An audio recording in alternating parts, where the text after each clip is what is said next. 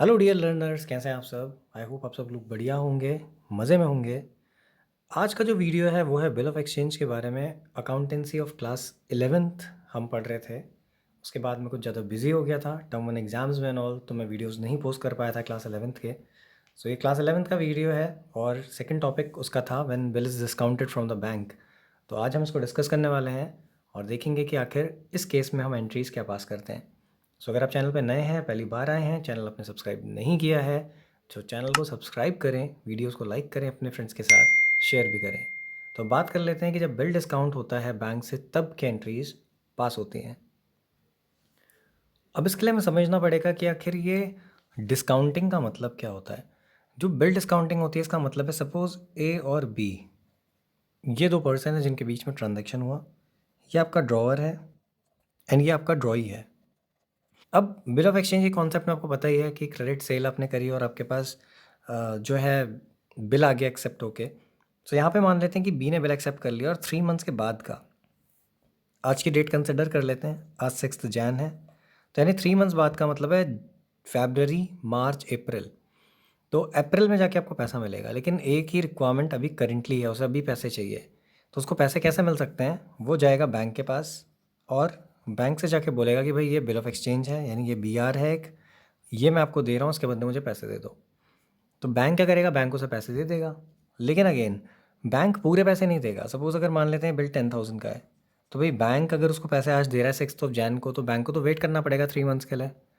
और फिर उसके बाद क्या पता अगर बी ने पैसे नहीं दिए, डिसऑनर हुआ बिल, तब क्या होगा?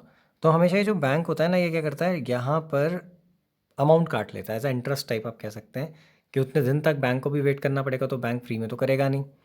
इसी को डिस्काउंटिंग चार्जेस बोला जाता है और यही रीज़न है कि इसको डिस्काउंटिंग ऑफ बिल बोला जाता है। सो अब समझ लेते हैं कि हम इस केस में एंट्रीज जो है वो कैसे पास करेंगे। सो यहाँ पे फॉर्मेट है कि हमारा ड्रॉअर है एक्स, ड्रॉई है वाई। अब एक्स वाई मैंने इसलिए लिया क्योंकि हमने पहले भी जो एग्जांपल्स लिए थे वहाँ पर एक्स वाई को ही कंसिडर किया था। सो ऐसे सिचुएशन में अगेन यहाँ पे एक्स डिस्काउंट करवाएगा बिल, क्योंकि बिल इसके पास है। एंट्रीज इससे पहले वाली सेम वही होंगी जो अब तक होती आई हैं, यानी बिल रिसीव करेगा तो एंट्री पास करेगा, b r account debit to y. अब यहाँ पर क्योंकि ये डिस्काउंट करवा रहा है और डिस्काउंटिंग चार्जेस पे कर रहा है, तो डिस्काउंटिंग चार्जेस के लिए लॉस है। हमें पता है कि लॉसेस जो होते हैं डेबिट होते हैं। तो सबसे पहली चीज़ तो हम बैंक अकाउंट को डेबिट करेंगे क्योंकि हमारे पास पैसा आ रहा है। तो बैंक अकाउंट डेबिट होगा क्योंकि पैसा आया, तो जब भी पैसा आएगा बैंक अकाउंट डेबिट होता है। यहाँ पे रूल अगेन आप एसेट्स वाले भी अप्लाई कर सकते हैं और साथ ही साथ अगर आप चाहें तो यहाँ पे रियल अकाउंट वाले नॉर्मल रूल जो है वो भी अप्लाई कर सकते हैं। Debit what comes in, credit what goes out.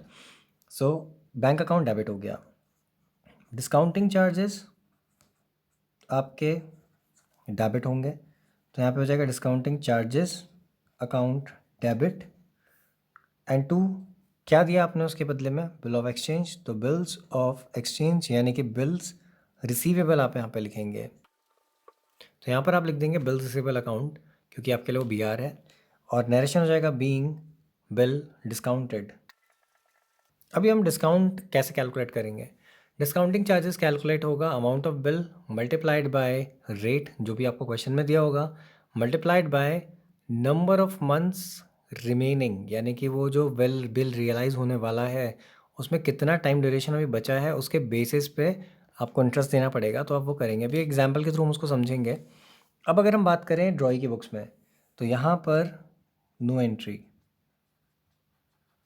क्यों? क्योंकि भाई वेल्स ने डिस्काउंट करवाया, ये कर रहा है। इस वाई को इससे क्या मतलब है कि इस बिल का क्या हुआ? वाई अपनी बुक्स में कब एंट्री करेगा? अब जिस दिन आएगा डेट ऑफ पेमेंट की, यानी कि फाइनली इसको हम यहाँ पे ही कर देते हैं क्लोज। ये मैं डिफ्रेंशिएट करने के लिए कर रहा हूँ लाइन। तो यहाँ पर क्या होता है, व्हेन वाई पेज अमाउंट, तो इसके केस में नो एंट्री होगी क्योंकि भाई इसको तो पैसा पहले ही मिल चुका है ना, तो ये कोई एंट्री नहीं करेगा इस दिन। यहाँ पर ये एंट्री करेगा जो ये नॉर्मली होती है, यानी कि हमने क्या करी थी, याद होगी आपको, bills payable account debit to bank account, क्योंकि जब भी बैंक से पैसे जाएंगे तो बैंक क्रेडिट होगा। यहाँ पर आपके लिए लाइबिलिटी रिड्यूस हो रही है, इसलिए ये डेबिट हो गई। और यहाँ पर होगा बीइंग बिल पेड या बीइंग लाइबिलिटी पेड ऑफ, कुछ भी आप यहाँ पे लिख सकते हैं। सो ये है इसका कॉन्सेप्ट जो जर्नल एंट्रीज़ का है कि इस कंडीशन में क्या जर्नल एंट्रीज़ होंगी वो। अब बात कर लेते हैं एक एग्जाम्पल की। सो क्वेश्चन है कि एक्स ने गुड्स सेल करे वाई को फॉर 10,000 15 मार्च 2021 को। सेम डेट पे वाई ने एक बिल एक्सेप्ट कर लिया जो एक्स ने ड्रॉ किया था उसके ऊपर 4 मंथ्स के लिए। सो यहाँ पे बिल एक्सेप्ट हो चुका है।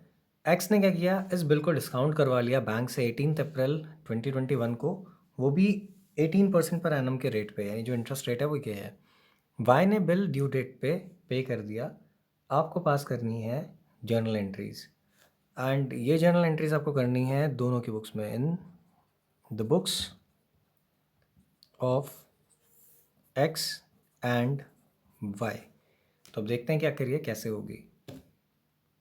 सो ये बना लिया मैंने फॉर्मेट। ये है एक्स की बुक्स, ये है वाई की बुक, ये है date particulars L F debit credit, date particulars L F debit credit.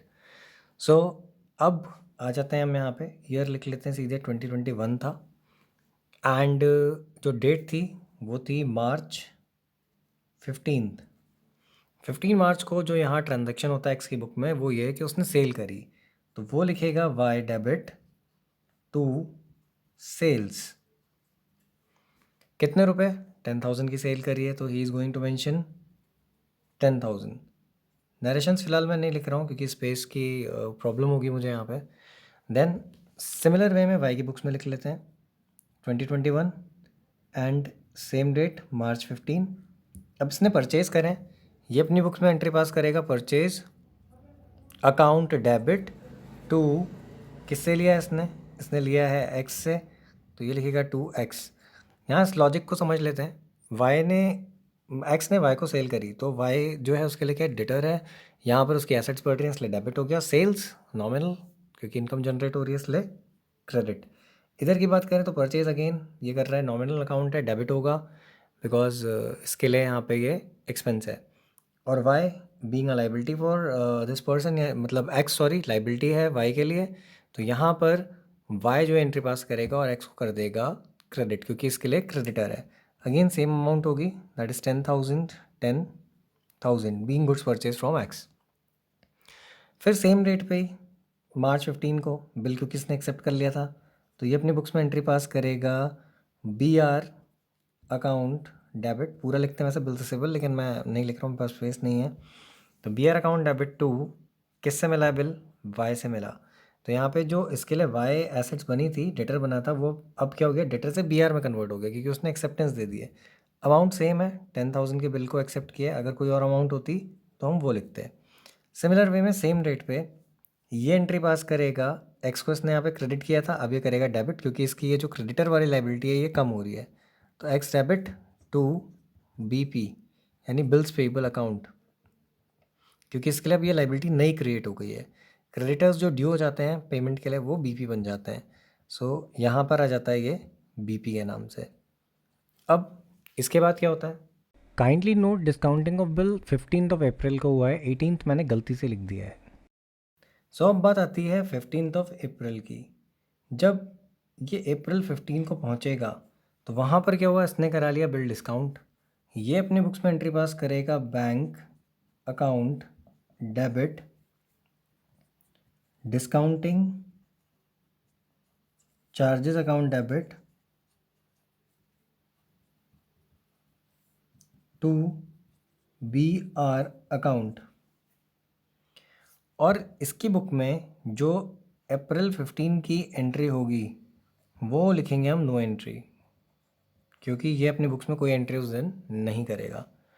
अब यहाँ पे हम कैलकुलेशन कैसे करेंगे, देखिए बी आर में तो हम सीधे 10,000 लिख सकते हैं, ठीक है, क्योंकि ये 10,000 है।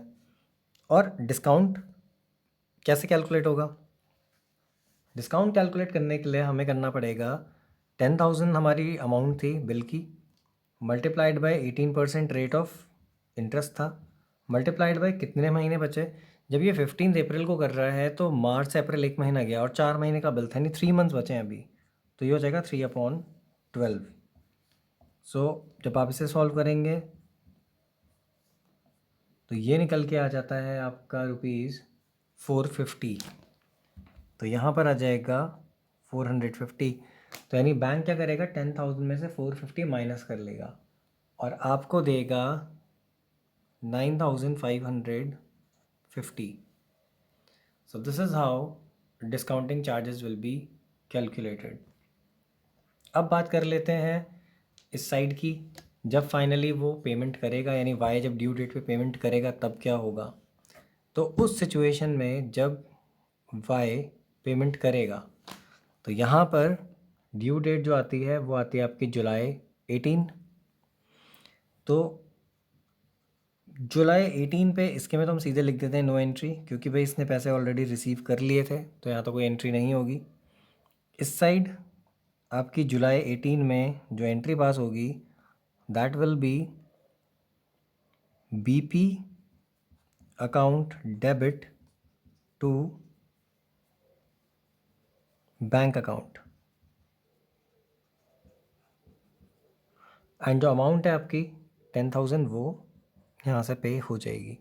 ये पैसा अब एक्स के पास नहीं जाएगा, ऑब्वियसली बैंक के पास जाएगा, क्योंकि बैंक ने वो बिल अपने पास रिटेन किया होगा, एक्स को ऑलरेडी वो पैसा दे चुके हैं। तो ये है concept discounting of bill of exchange का। सो आई होप इस वीडियो में जो भी आपको बताया गया है, पढ़ाया गया है, आपको समझ में आया होगा। नेक्स्ट वीडियो में बात करेंगे नेगोशिएशन ऑफ बिल की।